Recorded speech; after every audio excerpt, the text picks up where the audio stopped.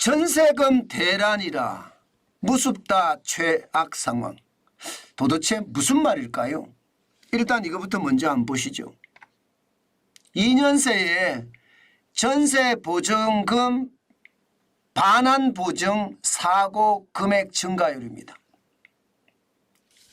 이게 제가 잘못 쓴 게 아닙니다. 413.5%입니다. 41.35%도 아니라 413.5%예요. 2년새 전세보증금 사고 금액 증가율이 말입니다.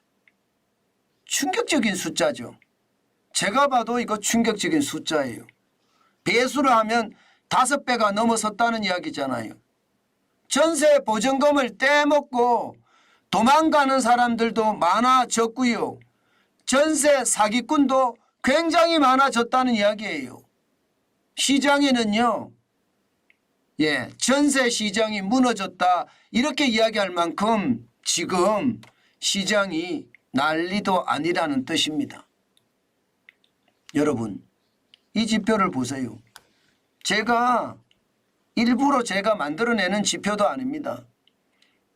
주택도시보증공사 2022년 1월에 보면 1월에 전세보증금 반환보증 사고 금액이 570억이었습니다. 그런데 2023년에는 2232억 원이었죠. 올해 1월에는요 2927억 원이에요. 무려 말입니다. 2022년과 2024년을 비교를 해보면 여러분 보시는 것처럼 413.5%입니다. 2357억 원이 늘어났다는 뜻이에요. 장난 아니게 늘어났죠. 더 큰 문제는 여러분 2023년에서 2024년도 지금 적지 않게 늘어난다는 뜻입니다.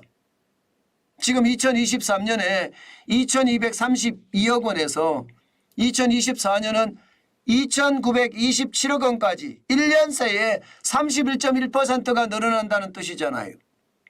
이야, 이러면 여러분 695억 원이 늘어났다는 뜻인데 전세 시장에 역전세가 어마어마해서 집주인들이 말입니다. 전세금을 돌려주지 못하는 사례도 많고요. 전세 사기꾼이 전국에 활개를 치고 다니면서 전세로 사기를 치는 사람들도 어마무시하게 많다는 뜻입니다. 게다가 말입니다. 2년새 413.5% 늘어난 것도 무섭잖아요. 더 큰 문제는 1년 사이에 31.1%가 다시 늘어난다는 것도 저는 굉장히 충격적인 숫자라고 봅니다. 자, 이렇게 됐을 때 전세금 대란이라는 게 안 터질까요? 저는 당연히 터진다고 봅니다. 여러분 보세요. 전세보증금 반환보증 사고 금액이 여러분 2023년에 4조 3,347억 원이나 여러분 나갔습니다. 1년 사이에 보면 269.7% 무려 3조 1,621억 원이 더 나간 거예요. 다시 말해서 전세금을 떼먹고 도망간 사기꾼, 또 역전세가 워낙 심해서 전세금을 돌려줄 수 없는 집주인, 이들을 대신해서 주택도시보증공사가 내준 돈이 여러분 내준 돈이 거의 말입니다. 4조 3,347억 원에 가깝다는 뜻입니다. 사고 금액이 이만큼 되면 실제로 대입 연재되는 금액은 좀 줄기는 하지만 지금 그런 사고가 어마어마하게 터진다는 뜻이에요. 그러면 여러분 이 사고 금액 말입니다. 결국 누가 다 떠안아야 됩니까? 주택도시보증공사가 다 떠안아야 됩니다. 그러면 주택도시보증공사는 이 돈을 다 떠안을 그 힘이 여력이 있을까요? 여력은 있겠죠. 왜? 공사니까. 정부가 돈을 계속 쏴주면 되거든요. 국회에서 동의만 하면 여러분들이 낸 세금, 제가 낸 세금 여기다가 계속 집어넣을 수 있다는 뜻이에요. 작년에만 여러분 이 반환보증 사고 금액 중에 얼마를 돌려줬느냐? 3조 5,540억 원을 돌려줬습니다. 엄청나죠. 엄청납니다. 그러면 주택도시보전공사는 3조 5,540억 원을 집주인들에게 받아내야 되잖아요. 못 받아내요. 받아낸 금액이 겨우 15% 수준입니다. 15% 수준. 여러분, 이게 말이나 됩니까? 저는 말이 안 된다고 생각을 해요. 진짜로 충격적이라고 생각합니다. 아니, 공기업이라는 기업이잖아요. 기업은 영업활동을 해야 될 거 아니에요.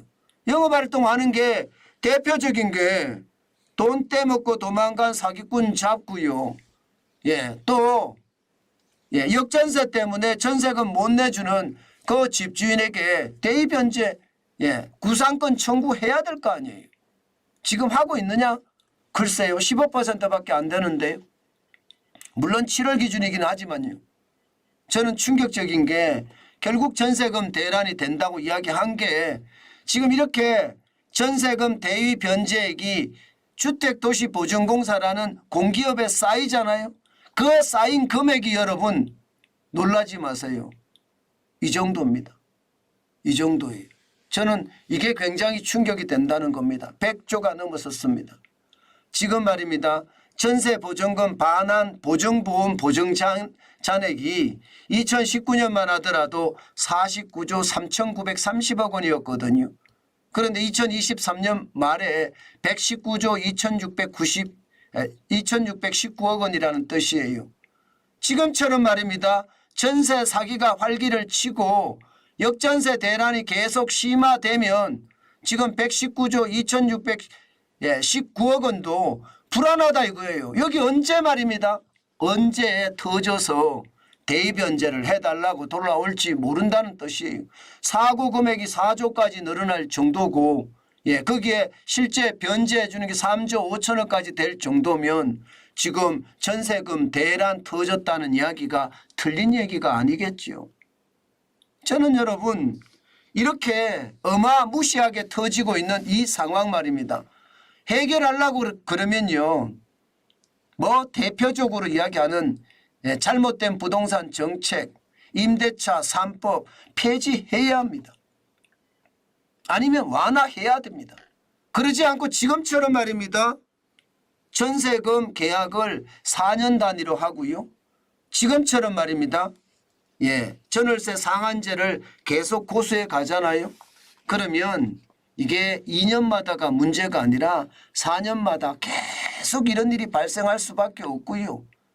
게다가 이자 지금 금리가 굉장히 높이 올라가잖아요. 물가 고금리잖아요.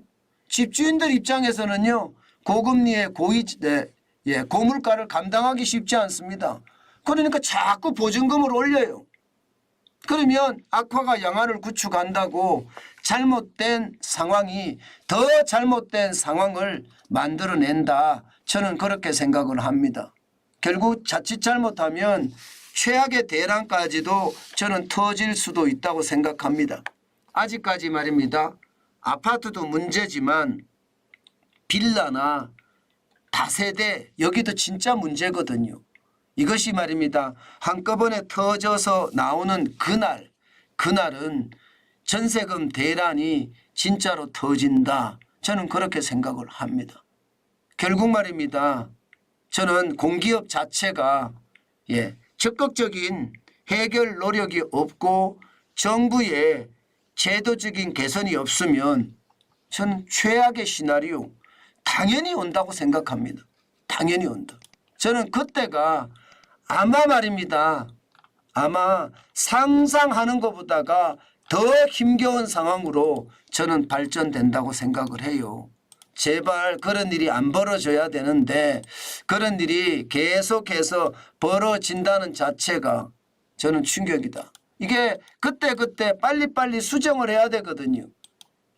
제도가 잘못됐으면 잘못된 제도를 계속 고집할 것이 아니라 시장 상황에 맞게끔 시장 현장 정책에 맞게끔 바꾸는 것이 이게 국가가 할 일입니다. 그런데 지금 국가는 하고 싶어도 이게 법을 개정해야 되는 상황이니까 야당이 반대하니까 아예 못하거든요. 여전히 말입니다. 윤석열 정부의 경제 정책은 여전히 소득 주도 성장 정책이 많아요. 저는 그 정책 빨리 타파해야지 대한민국의 상황 좋아지지 않을까, 저는 그렇게 생각합니다. 만약에 4월 총선에서 말입니다. 여당이 과반수를 차지 못하잖아요. 그러면 참 우리 경제도 안타까운 상황을 맞을 수밖에 없겠다. 저는 그렇게 생각합니다.